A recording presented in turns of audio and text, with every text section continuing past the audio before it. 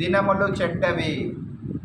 దినములు అని అంటే చూడమ్మది 15:5-15.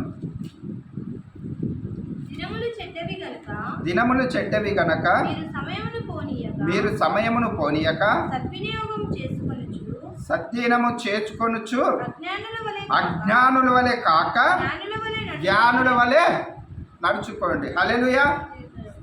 నేను ఆదివారం రోజు దేవుడు ఎవరిని పిలిచిండని చెప్పిన సముద్రం కాడ చేపలు పట్టే జాలర్లని పిలిచిండు. వాళ్ళు జ్ఞానవంతుల, చదువువంతుల, ప్రయోజకుల, వారు సిటీలలో కానీ గ్రామాలలో కానీ ఏ పని తోచక సముద్రంలో పనికి అలవాటు పడ్డవారు. అక్కడ ప్రశాంతంగా ఉంటుంది. సముద్రంలో ఏ గొడవ ఉండదు, ఏ ఇబ్బంది ఉండదు, ఎవడు దోచుకోనికి కూడా వీలు ఉండదు. పడితేనేమో ఆనందపడతారు, పడకపోతే తిరిగి వస్తారు అంతే. అదే లోకంలో ఏముంది, అలజడ ఉంది. ఎవరికన్నా దొరికింది ఇంకోడు గుంజుకోవాలని చూస్తాడు. సముద్రంలో ప్రశాంతి ఉంటుంది. మళ్ళీ వాళ్ళు జ్ఞానవంతులు. వాళ్ళు చేసే పనులలో కూడా యథార్థత ఉన్నది. ఎవరి దగ్గర జాలర్ల కాదు. ఈ జాలర్లే కనుక మనుషుల్ని పట్టి జాలర్లకు ఒకవేళ నేను చేస్తే, వీళ్ళని అభిషేకిస్తే, నా ఆత్మ వీరికి తోడై ఉంచితే వీళ్ళు ఎన్ని చేపలు పడతారో, రాత్రి పగలు ఎంత యథార్థంగా కాచుకొని ఉన్నారో. దేవుని సేవ పరిచర్యలలో కూడా ఈ రోజులలో సేవకులకు కూడా కావాల్సింది అదే సహనం. విశ్వాసులకు కూడా కావాల్సింది అదే సహనము. ఓపిక అనేది చాలా మంచిది.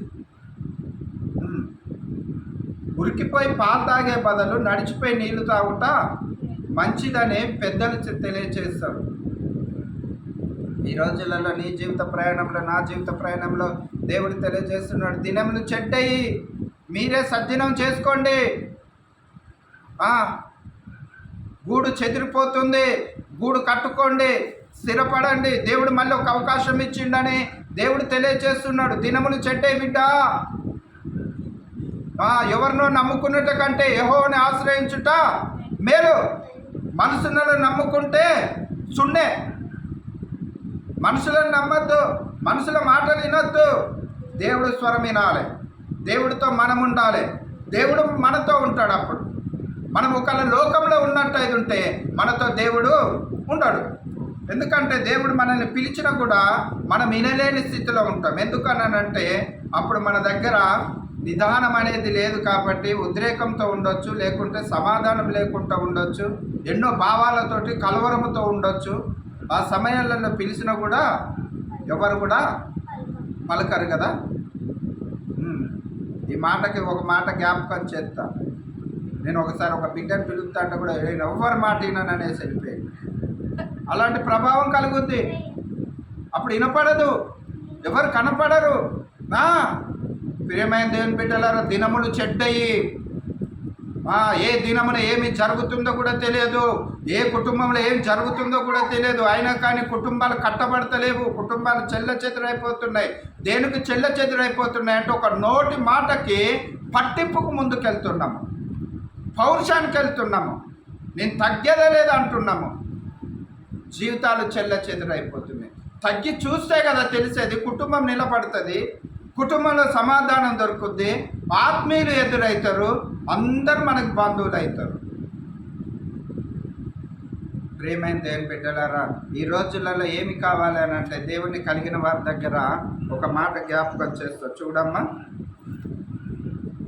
మత్తయి సువార్త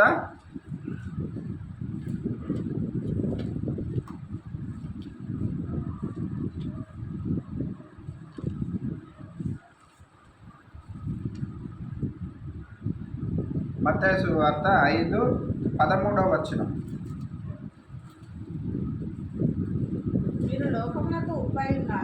మీరు లోకమునకు ఉప్పై ఉన్నారు. అది దేని వలన సారము పొందును? బయట పారవేయబడి మనుషుల చేత తొక్కబడి దేనికిని పనికిరాదు. మీరు లోకమునకు వెలుగై ఉన్నారు కనుక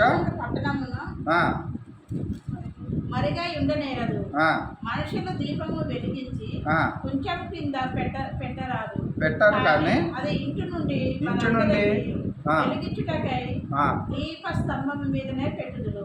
ఆ, మనుషులు మీ సత్క్రియలను చూసి ఉమ్, పరలోకమందున్న మీ తండ్రిని ఉమ్. మహిమపరచునట్లు వారి ఎదుట మీ వెలుగు ప్రకాశించుకొని హల్లెలూయా.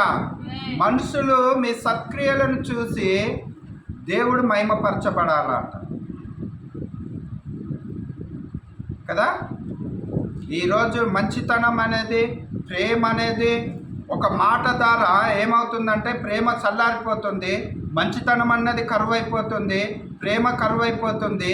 ఈ మాట ద్వారా ఏమవుతుందని అంటే ఉద్రేకపూర్వకంగా చెల్ల చెదురైపోయినప్పుడు మనుషుల చేత తొక్కబడి అవమాన పాలవుతుంది.